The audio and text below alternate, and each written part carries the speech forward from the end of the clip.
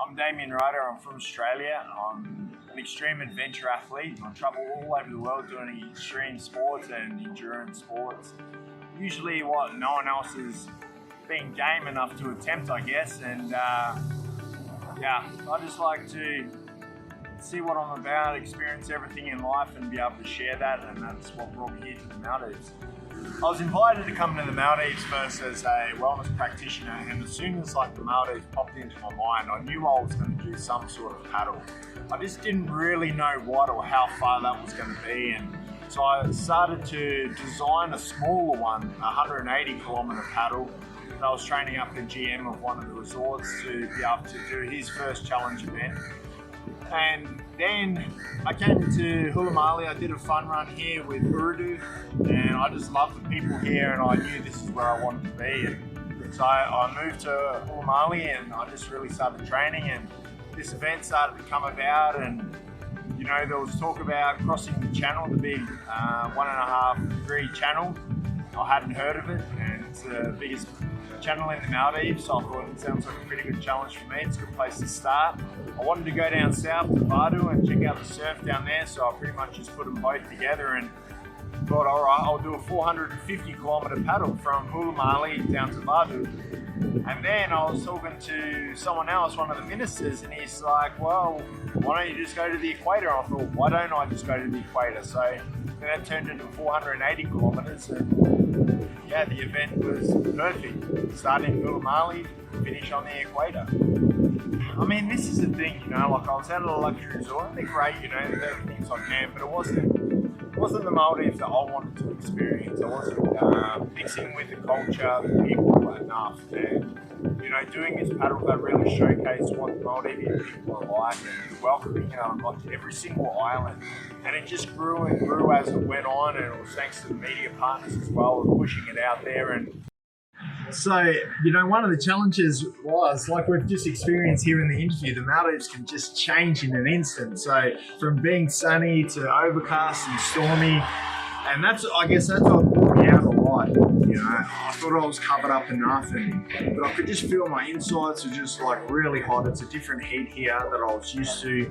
Definitely the trade winds and the currents pushing on that easterly direction while I'm trying to go south, just pushing me off course a lot of the times. And you know, I guess that was the toughest part of it. My feet got really burnt, my hands got really burnt, I got sunstroke, I was blurred vision the whole time paddling along.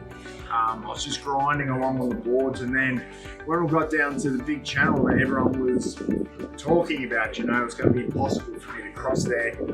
It was pretty much the opposite of what everyone was saying. It was flat, there was no wind, there was nothing coming with me, and it was a tough grind. On the days leading up to it, I had a little bit of wind that was helping push me along, but once I got there, it was just all me. You know, I had to really push and grind along that 100 kilometers, just crossing that channel, and it was tough. There was one time on the first day I'd been paddling for about 5.5 hours, and I actually fell asleep standing up, and I was still paddling and nearly come off my board, and I had to just lay down. I fell asleep on the board, and the boat came over to me, and yeah, it was just super exhausting for me, and I had a little rest on the boat. They pulled me back on the course, and then got up and I just started paddling again and finished off that day. So, you know, I paddled the whole length of it, you know, the 480, and you know, it was tough. There was, you know, it was hard to stay on course because I was getting pushed off so much. So there was a couple of times I had to get taken back on the boat because I was just completely missed the atoll. So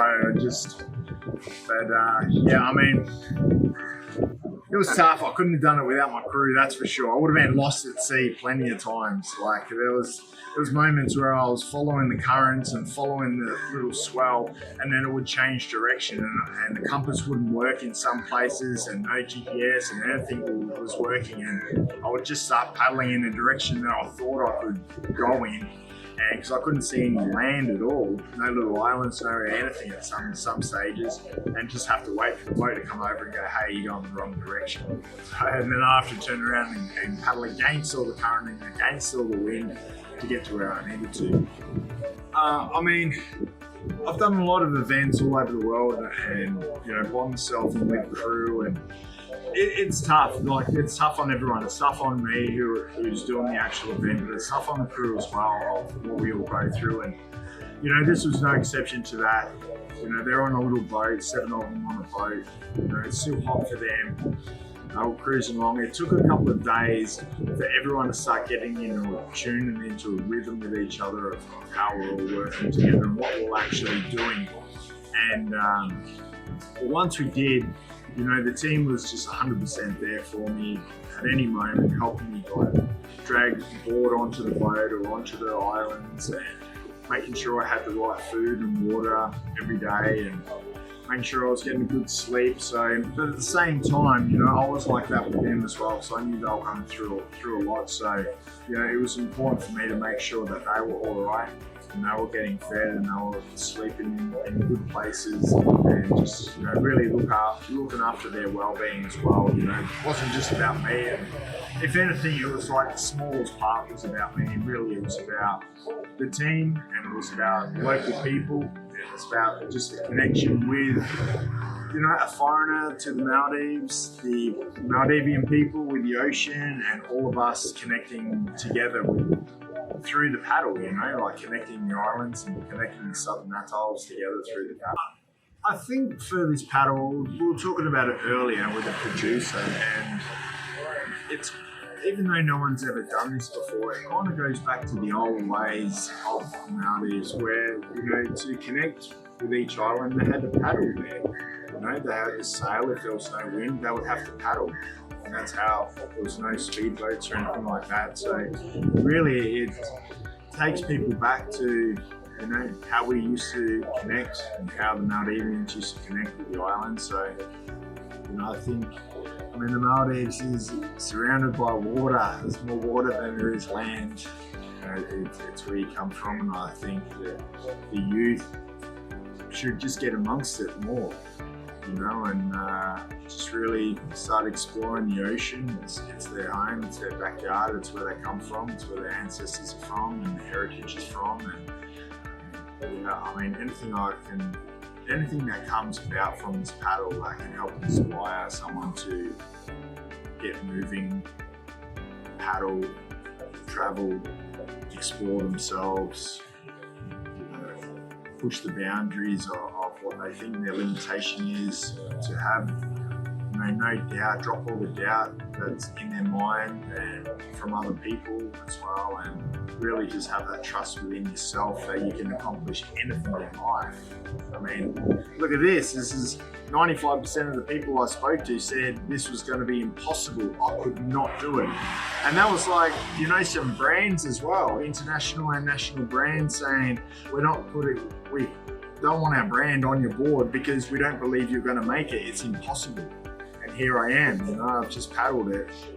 So these people, it's not that they've missed out on being a part of it, but more so I look at it and go, well, now they're going to start thinking, what is possible?